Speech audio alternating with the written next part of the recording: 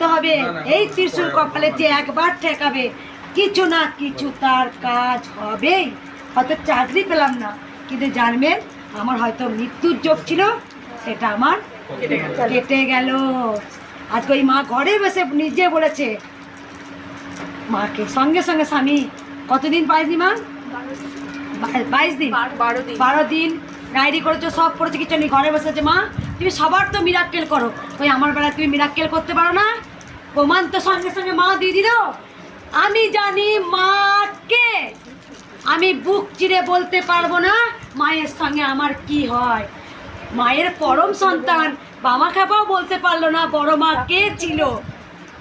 হ্যাঁ, যার সঙ্গে যার যেমন হয় সেই বোঝে মায়ের সঙ্গে কি হয়।